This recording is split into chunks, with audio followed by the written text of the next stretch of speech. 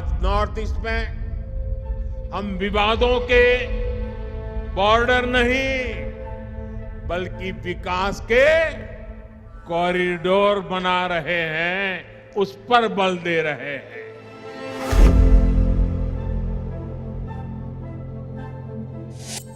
हम सबको मालूम है कि फुटबॉल में अगर कोई खेल भावना के विरुद्ध, स्पोर्ट्समैन स्पिरिट के खिलाफ अगर कोई भी व्यवहार करता है तो उसे रेड कार्ड दिखाकर बाहर कर दिया जाता है। इसी तरह पिछले 8 वर्षों में हमने नॉर्थ ईस्ट के विकास से जुड़ी अनेक रुकावटों को रेड कार्ड दिखा दिया है।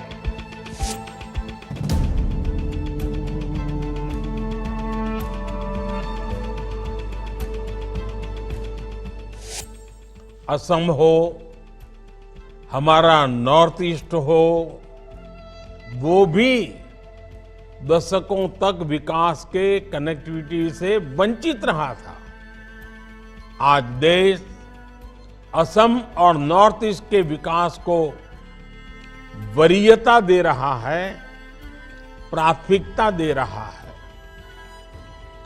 इस बार के बजट में भी देश के इन प्रयासों की और हमारे भविष्य की मजबूत झलक दिखाई दी है। पूर्वोत्तर की इकोनॉमी और प्रगति में पर्यटन की एक बड़ी भूमिका है।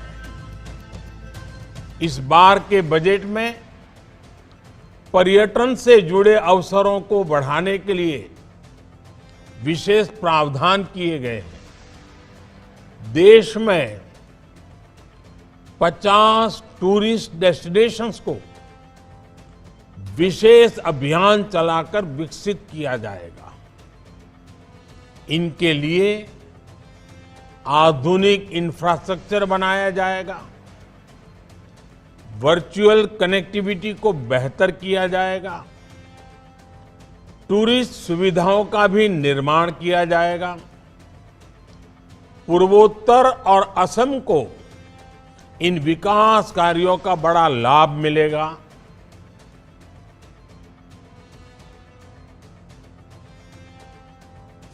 बीते वर्षों में पूर्वोत्तर के पारंपरिक कौशल को नई पहचान देकर ग्लोबल मार्केट में जोड़ने की दिशा में देश ने ऐतिहासिक काम किए हैं।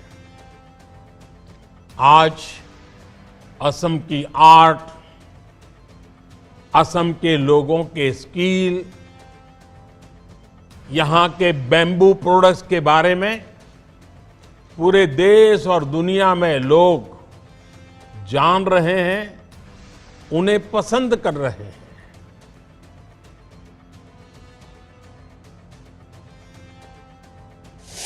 अब जैसे वाइब्रेंट विलेज योजना दशकों तक बॉर्डर के हमारे गांवों को आखिरी गांव माना गया, हमने उन्हें देश का पहला गांव होने का विश्वास दिया।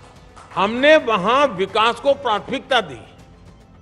आज सरकार के अधिकारी, मंत्री इन गांवों में जा रहे हैं, वहां के लोगों से मिल रहे हैं, वहां लंबा वक्त गुजार रहे हैं। नॉर्थ ईस्ट के लोगों को भी पहले दिल की और दिल्ली की दूरी बहुत अखरती थी। हमने यहां भी गवर्नेंस को ह्यूमन टच से जोड़ा। अब केंद्र सरकार के मंत्री, जैसे अरुण जी ने बड़े विस्तार से बताया, नियमित रूप से नॉर्थ ईस्ट का विजिट करते हैं, और वो भी स्टेट कैपिटल पर नहीं, डिटेल इंटीरियर में जाते हैं। मैं भी नॉर्थ ईस्ट जाने की हाफ सेंचुरी मार चुका हूं।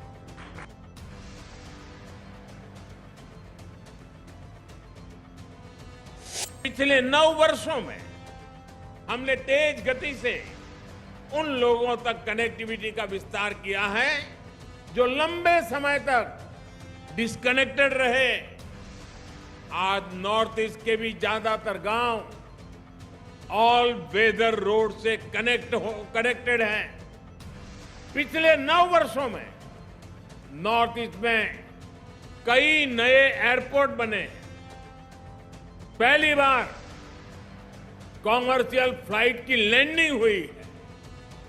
पिछले 9 वर्षों में ब्रॉड गेज ट्रेनों की पहुंच मणिपुर और त्रिपुरा तक गई है।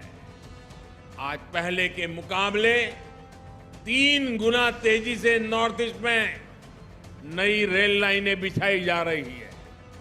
आज पहले के मुकाबले नॉर्थ ईस्ट में करीब 10 गुना तेजी से रेल लाइनों का दोहरीकरण हो रहा है। आज ही यहां रेलवे के 5 प्रोजेक्ट्स का लोकार्पण हुआ है। एक साथ 5 प्रोजेक्ट्स नॉर्थ ईस्ट में। इन पर 6,000 करोड़ रुपए से अधिक का निवेश हुआ है। ये असम सहित नॉर्थ ईस्ट के बहुत बड़े हिस्से के विकास को गति देने वाला है। असम के एक बड़े हिस्से में पहली बार रेल पहुंच रही है। रेल लाइनों के दोहरीकरण से असम के साथ साथ मणिपुर, मिजोरम, त्रिपुरा और नागालैंड तक आवाजाही आसान होगी। इससे मालगाड़ियां भी अब अनेक नए क्षेत्रों तक पहुंच पाएगी। इससे आस्था और पर्यटन के अनेक स्थलों तक आना जाना और भी आसान हो जाएगा।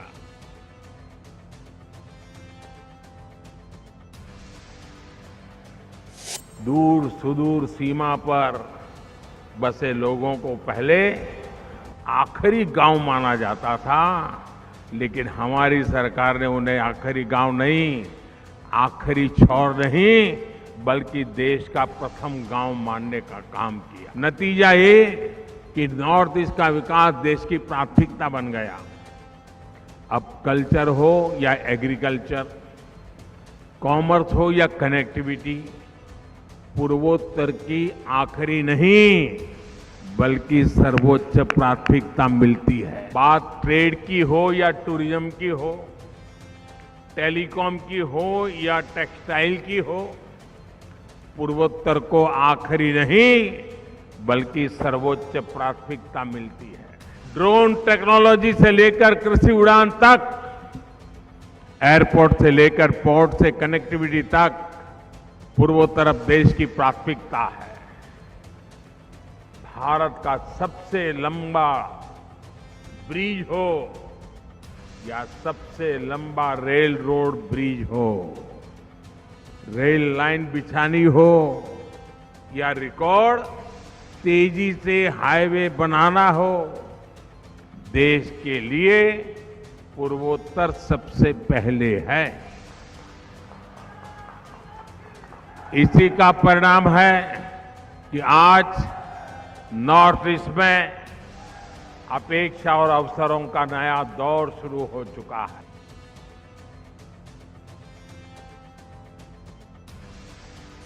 बैम्बू यहां के जीवन शैली का एक अहम हिस्सा है। आज बैम्बू प्रोडक्ट्स पूरे देश और दुनिया में पॉपुलर हो रहे हैं, लेकिन अंग्रेजों के जमाने से, उस समय से बैम्बू काटने पर ऐसी कानूनी बंधन लगाए हुए थे कि हमारे आदिवासी भाई बहनों को, हमारे उत्तर पूर्वी इलाके के लोगों को जीवन में एक रुकावट बन गया था। इसलिए हमने उस कानून को बदला और अब बैम्बू आप उगा सकते हैं, बैम्बू काट सकते हैं, बैम्बू बेच सकते हैं, बैम्बू का वैल्यू एडिशन करते हैं और खुले बाजार में जाकर के आप व्यापार कर सकते हैं। जैसे फसल उगाते हैं वैसे बाम्बू भी उगा सकते हैं।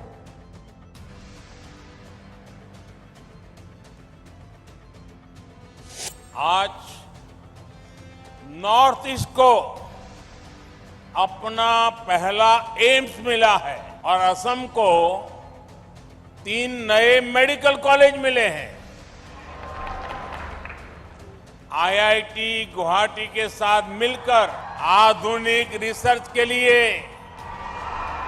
500 बेड वाले सुपर स्पेशलिटी अस्पताल का भी शिलान्यास हुआ है और असम के लाखों लाख साथियों तक आयुष्मान कार्ड पहुंचाने का काम मिशन मोड पे शुरू हुआ है। नए एम्स से असम के अलावा अरुणाचल प्रदेश, नागालैंड, मेघालय, मिजोरम और मणिपुर के साथियों को भी इसका बहुत लाभ मिलने वाला है।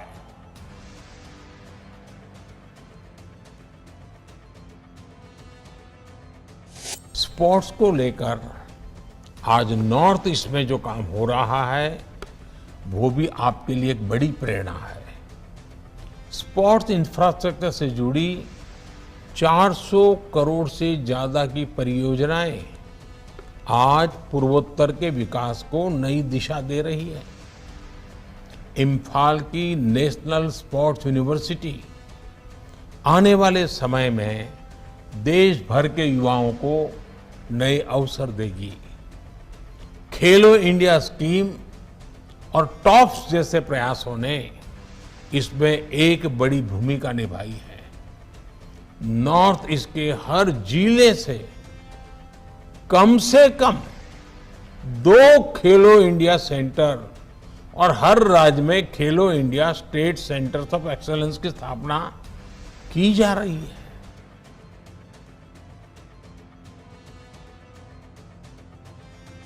आज इंफ्रास्ट्रक्चर को लेकर अनेक राज्य भी राज्यों के बीच में कंपटीशन हो रही है, स्पर्धा हो रही है, विकास की स्पर्धा हो रही है। देश में ये जो बदलाव आया है उसका सबसे बड़ा लाभार्थी भी आज ये मेरा नॉर्थ ईस्ट ही है। शिलांग सहित नॉर्थ ईस्ट की सभी राजधानियां रेल सेवा से जुड़े, इसके लिए तेजी से काम चल रहा है। साल 2014 से पहले जहां हर हफ्ते 900 उड़ानें ही संभव हो पाती थी, आज इनकी संख्या करीब 1900 तक पहुंच गई है। कभी 900 हुआ करती थी, अभी 1900 हुआ कर गई है।